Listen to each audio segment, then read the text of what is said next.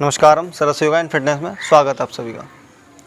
तो आज हम बात करने वाले हैं कि जो भी लोग जिन लोगों का पाचन संस्थान या उदर प्रदेश में जिन लोगों को गड़बड़ी रहती है, तो किस तरह से आप अपने डाइजेस्टिव सिस्टम को यानी कि पाचन तंत्र को सुधार सकते हैं। क्योंकि बहुत सारे लोगों में यह समस्या होती है कि वह भोजन तो करते हैं लेकिन उनका जो अनियमित खानपान है, अनियमित खानपान और खानपान दोनों ही चीज़ों में अंतर है।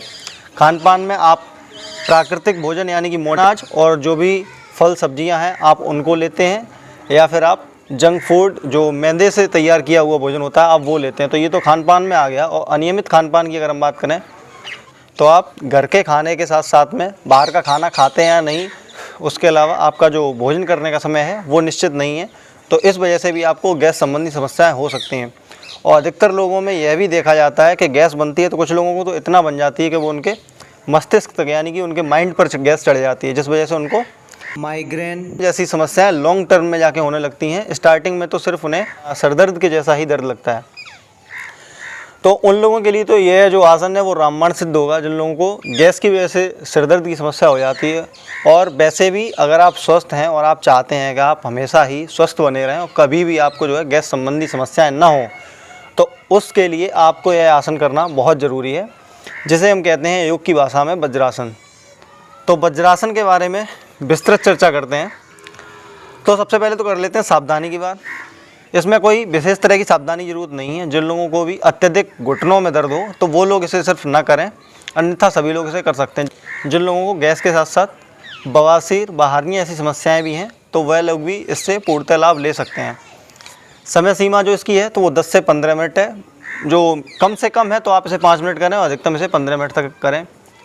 और समयावधि है कैसे कब करना चाहिए, समयावधि वैसे तो इसकी 10 से 15 मिनट है, लेकिन किस समय करें अगर हम वो बात करें तो आप इसे भोजनोपरांत यानी कि भोजन के तुरंत बाद ही आप इसे करें। वज्रासन का अर्थ जान लेते हैं। वज्र यानी कि वज्र के समान कठोर, यानी कि बहुत ही कठोर, जिसे कि तोड़ा ना जा सके ऐसा।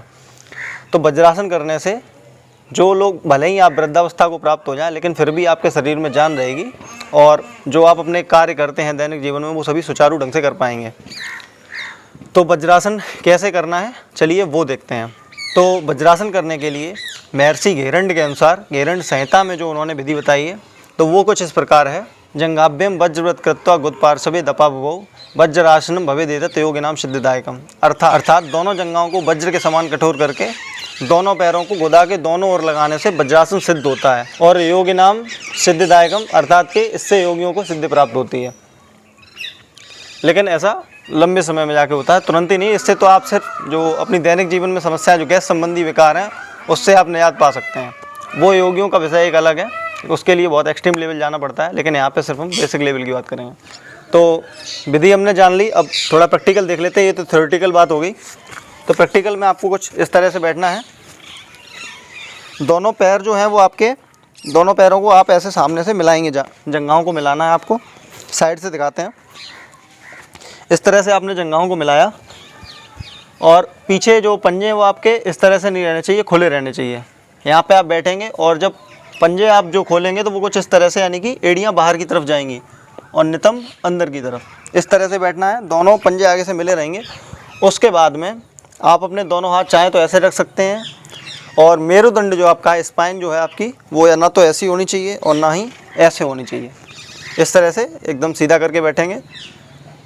भोजन के बाद अगर आप चाहते हैं कि आपका जो ये वज्रासन है वो और ज़्यादा इफेक्टिव हो तो आप दाहिना स्वर यानी कि आपकी जो सूर्य नाड़ी होती है राइट साइड से, तो आप लेफ़्ट को बंद करेंगे और सिर्फ राइट साइड से हल्का सा सांस लेना है। बहुत ही जैसे सामान्य सांस लेते हैं उस तरह से आपको श्वास प्रश्वास करना है और कोई जोर नहीं लगाना सांस में, लंबा गहरा सांस नहीं भरना, सिर्फ सामान्य श्वास। तो उससे जो है मंदाग्नि यानी कि जो पेट की जो धीमी जो तपिश होती है वो तेज़ होती है और मेटाबॉलिक रेट बूस्ट होता है, जिससे कि भोजन पचने में सहायता मिलती है।